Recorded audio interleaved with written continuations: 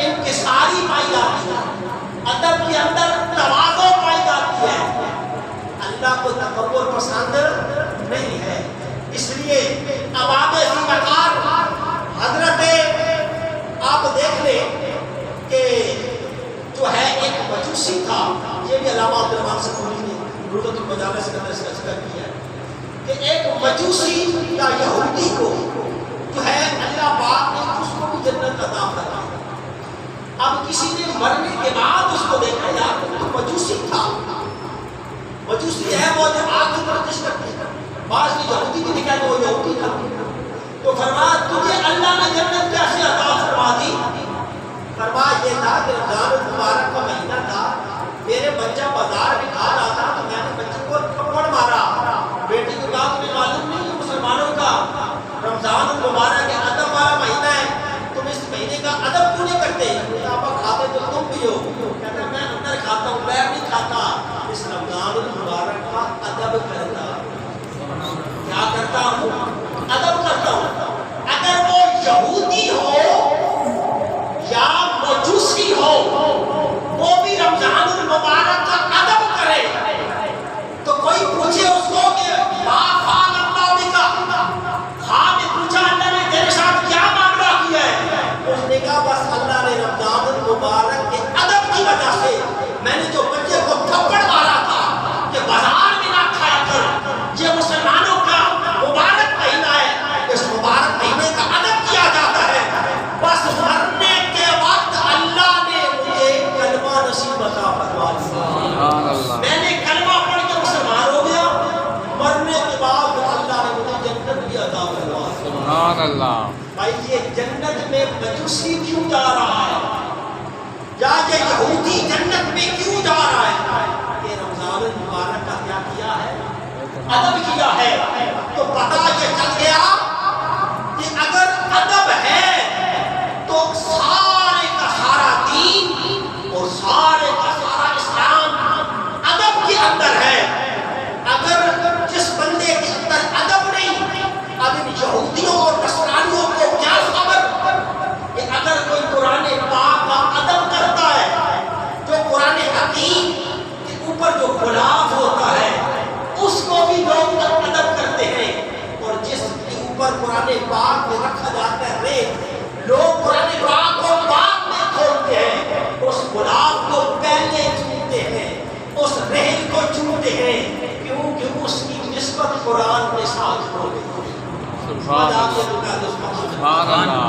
اس لیے عوام مکان ان یہودیوں کو اور ان نصرانیوں کو کیا خبر کہ قرآن کی شان کیا ہے، اللہ کے معبود کی شان کیا ہے۔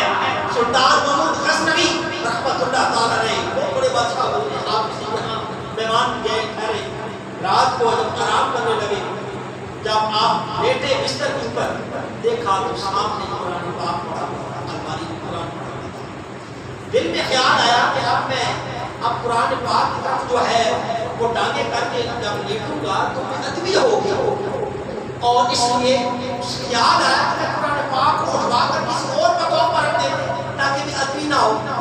پھر خیال آیا کہ قرآن اپنے آرام کی خاطر قرآن کو کسی اور جگہ پہ رکھوا دوں، یہ بھی تو میں ادبی ہے، اس لیے کہ میں خود ہی جو ہے اپنا جو ہے وہ کہیں اور جا کے لیٹ جاؤں، قرآن پاک ادھر ہی پڑھا رہے، قرآن پاک کو اٹھوا کے کہیں اور رکھوں تو یہ بھی مجھے بھی اپنی محسوس ہوتی ہے، اس لیے میں آپ کسی اور جگہ لیٹ جاتا ہوں، قرآن پاک ادھر ہی پڑھا رہے۔ سلطان محمود غزنوی سے پوچھا مرنے کے بعد آپ نے ما فعل اللہ بکا، اللہ نے تیرے ساتھ کیا معاملہ کیا ہے؟ تو بس قرآن کی ادب کی وجہ سے اللہ نے مجھے بخش دیا۔ سبحان اللہ۔ اللہ نے قرآن کی ادب کی وجہ سے مجھے کیا کر دیا ہے؟ مجھے بخش دیا ہے۔ حضرت بشر حافی رحمت اللہ تعالیٰ نے آپ ان کا تذکرۃ الاولیاء کے اندر یہ بات موجود ہے، اور مختلف تصوف کی کتب کے اندر امام ابو القاسم قشیری رسالہ قشیری کے اندر بھی انہوں نے اس روایت کو بیان فرمایا ہے کہ حضرت جو بشر حافی ہیں، آپ کی جو سابقہ زندگی تھی، آپ شراب پیا کرتے تھے اور آپ کا ایک باغ تھا، اس باغ میں تھے اور شراب میں تھے، اور اسی طرح آپ کی زندگی جو ہے وہ بسر ہو رہی تھی۔ ایک دن آپ وہاں سے باغ سے آ رہے تھے، راستے میں پہنچے ہیں تو آگے ایک ٹکڑا پڑا ہوا ہے کاغذ، اس کے اوپر لکھا ہوا ہے بسم اللہ الرحمن الرحیم۔ اب اس کاغذ کو ٹکڑے کو اٹھایا اور اس پر خوشبو لگائی، پہلے اسے صاف کیا، پھر اسے خوشبو لگائی، پھر ایک بلند مقام کے اوپر اسے رکھ دیا۔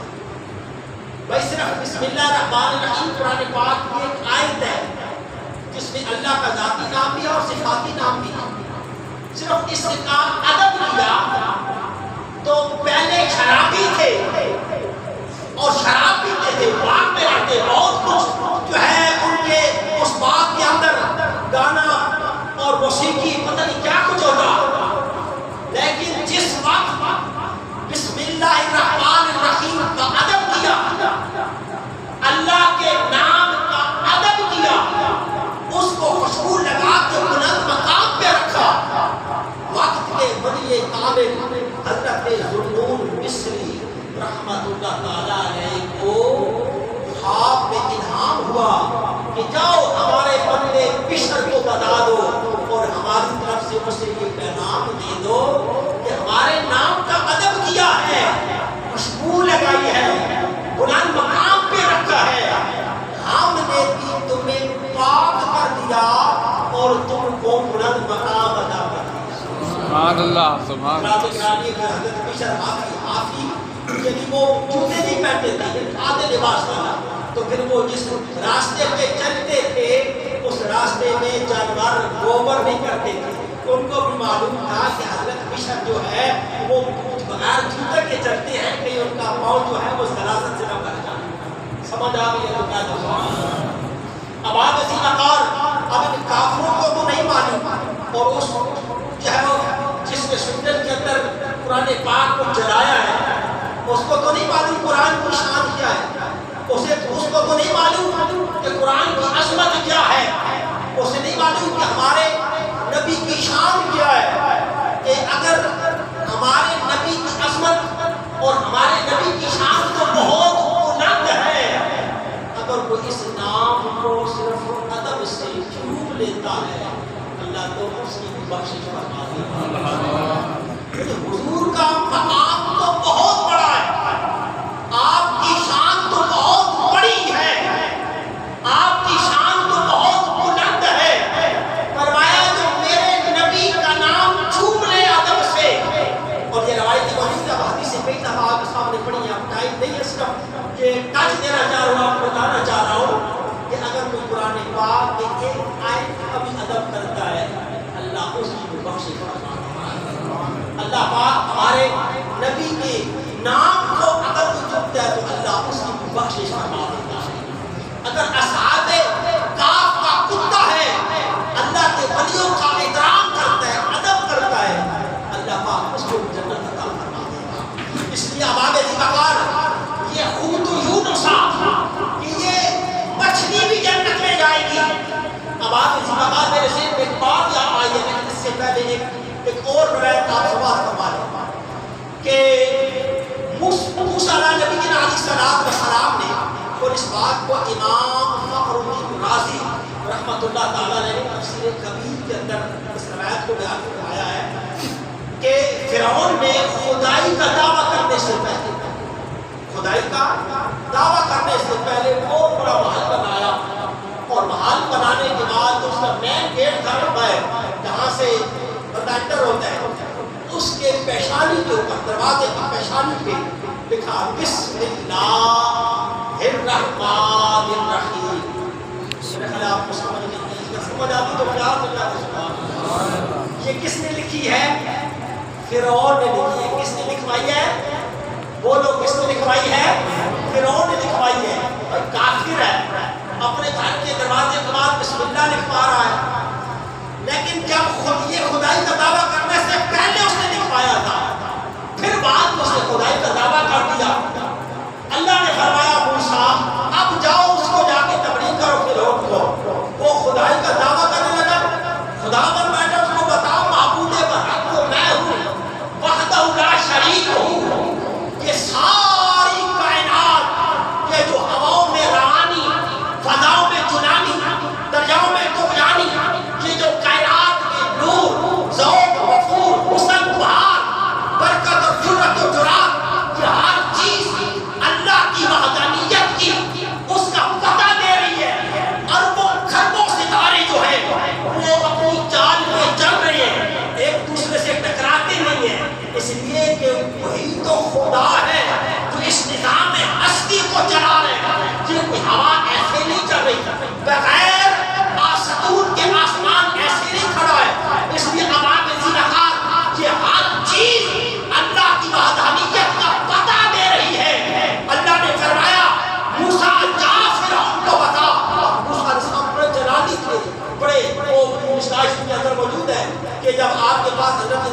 فرمائے تو آپ نے ان کو کہا کہ آپ کا جو ہے وہ آخر وقت آ گیا تو آپ نے ان کو تھپڑ مارا اور پانی کو یہ بھی لمبا کیا جلالی تھے اور اللہ کو انہوں نے ڈانٹنے نبی تھے اور بہت بڑے جلالی تھے. جب جانے لگے تو اللہ نے فرمایا موسیٰ ذرا نرمی سے بات کر. پتا چلا کہ جب تبلیغ کی جائے تو پھر محبت سے کرنی چاہیے, نرم طریقے سے کرنی چاہیے کہ میں بڑا عالم خاطب مفتی شیخ الاسلام ہوں. نہیں بھائی, جب لوگوں کو قریب کیا جاتا ہے تو پھر محبت سے بات کی جاتی ہے. جب لوگوں کو دین کی تبلیغ کی جاتی ہے تو نرم اور رویہ اختیار کرنا پڑتا ہے. اس لیے موسیٰ علیہ السلام جب فرعون کے پاس گئے کہ تو خدائی کا دعویٰ کرتا ہے, اللہ کی طرف آ, میں اللہ کا رسول ہوں, اللہ کا نبی ہوں, اور وہ ایمان لے گیا. وہ ایمان لے کے نہیں آیا. جتنے جلالی تھے پر دعا کر دی, یا اللہ اسے ہلاک کر, اسے برباد کر. اب نبی جو ہوتے ہیں وہ مستجاب دعوات ہوتے ہیں, لیکن فرعون ہلاک نہیں ہوا. فرعون ہلاک نہیں ہوا. عرض کی مولا میں اس کے لیے دعا کر رہا ہوں, تو اسے ہلاک نہیں کر رہا. اللہ نے فرمایا موسیٰ تو کہتا ہے میں اسے ہلاک کروں, میں اس بات کا اندازہ کیجیے گا اور دل و دماغ میں اس کو بات کو سمجھیے گا اور تم دیکھیے گا کہ اللہ پاک کے جو نام کا ادب کرتا ہے بھلا وہ کافر ہو تو دنیا میں اللہ پاک اس کو بھی عذاب سے بچا کے رکھتا ہے. اللہ نے فرمایا یا موسیٰ انت تنظر الی کفرہ, موسیٰ تو کہتا ہے میں اسے ہلاک نہیں کرتا ہوں. اے موسیٰ تم دیکھتے ہو کہ یہ ہلاک نہیں ہو رہا ہے. اے موسیٰ تم اس کے کفر کو دیکھ رہے ہو کہ یہ کافر ہے, خدائی کا دعویٰ کرتا ہے اور میں اسے ہلاک نہیں کر رہا. یا موسیٰ انت تنظر الی کفرہ, اے میرے موسیٰ تم اس کے کفر کو دیکھ رہے ہو, وانا انظر الی ما كتبہ علی بابہ, اے موسیٰ میں اس کو دیکھ رہا ہوں, اپنے نام کو دیکھ رہا ہوں جو اس نے اپنے دروازے پر لکھ رکھا.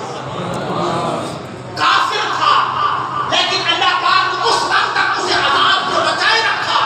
جب اللہ نے فرمایا موسیٰ اس نے اپنے گھر کے باہر میرا نام لکھا ہوا ہے اس لیے اسے عذاب نہیں آ رہا, اور موسیٰ علیہ السلام نے اس نام کو مٹایا کیونکہ خدائی کا دعویٰ تو کرتا تھا اور خدا بن بیٹھا تھا, لیکن اللہ پاک نے پھر اس کو بھی جو ہے دنیا میں محفوظ رکھا. لیکن جب موسیٰ علیہ السلام اس نام کو مٹایا تو پھر اللہ نے اس فرعون کو پانی کے اندر کھڑا کیا. اب آپ اسی کار دین سارے مسارا ادب کے اندر ہے, محبت کے اندر ہے, اور اسلام سارے مسارا ادب کے اندر ہے. آج مجھے وہ بات یاد آتی ہے وہ ٹائٹینک 1912 میں, آپ تو پڑھے لکھے لوگ ہیں سمجھتے ہیں ساری بات. 1912 میں وہ کیا تھا وہ بہت بڑا جو انہوں نے جہاز کا مالک تھا, بنانے والا تھا, ہم نے کیا نام تھا اس کا, وہ جہاز ڈوبا کیوں تھا, بڑی اس کی ٹیکنالوجی اس کے اندر موجود تھی, بڑے اس نے ایسا تیار کیا ہوا تھا کہ تقریباً 3000 اس کے اندر بندے موجود تھے, 1500 کی ڈیتھ ہو گئی تھی, کچھ بچ بھی گئے تھے. تو وہ جہاز ڈوبا کیوں تھا, بہت بڑا اس کے اندر ٹیکنالوجی تھی, اور اس کا جو مالک تھا ٹائٹینک کا مالک تھا اس نے دعویٰ کیا تھا کہ میں نے اس کو اس انداز کے ساتھ بنایا ہے, اس ٹیکنالوجی کے ساتھ بنایا ہے کہ اس کو خدا بھی نہیں ڈبا سکتا, اس کو خدا بھی نہیں ڈبا سکتا ہے. تو پھر اللہ نے اسے ڈبا کے دکھایا ہے کہ میں قادر مطلق ہوں. تمہاری ٹیکنالوجی, تمہاری سائنس, تم جتنی بھی ترقی کر لو, اگر خدا کو چیلنج کرو گے تو بلیا میٹ ہو جاؤ گے. اور پھر اس کے بعد دوسرا وہ ٹائٹینک جو ہے وہ اب 2 چل گئی ہے, اس کا بھی جو مالک تھا اس کے بھی یہی اس کے خیالات تھا. بعض اداروں نے کہا کہ پہلے اس کو چیک اپ کرواؤ, دیکھو کہ اس کے اندر کچھ معاملات ہیں. اس نے کہا نہیں, میں بہت اچھے طریقے سے بنائی نہیں ڈوب سکتی. اس کے اندر بھی ایسے ہی تکبر پایا جا رہا تھا, وہ بھی جا کے ڈوب گئی. اور ایک بندے کا جو بنایا تھا وہ $2.5 لاکھ تھا, وہ جو 5 بندے اس پر وہ بھی سارے جو ہے وہاں موت واقع ہو گئی. یہ لاکھوں اربوں کروڑوں ڈالر لگا کر وہ سمندر میں غرق ہو گئے. ان کی ٹیکنالوجی انہیں بچا نہ سکی, اس لیے کہ انہوں نے اللہ کو چیلنج کر دیا تھا. لیکن اب آپ اسی وقار حضرت یونس علیہ السلام مچھلی کے پیٹ میں زندہ سلامت کیوں رہے 40 دن, اس لیے کہ وہ اللہ کا نام لے رہے تھے, وہ اللہ کا ذکر کر رہے تھے. اگر یہ فلائٹ ڈالنے والے اپنے جہاز پر بسم اللہ لکھ دیتے، اللہ کی قسم میں ممبر پہ گیا بھلا وہ کافر ہوتے، اللہ انہیں بھی بچا لیتا، لیکن انہوں نے اللہ کو جانب کیا تھا، اس لیے آواز اللہ سے اللہ رب العزت سے دعا ہے کہ اللہ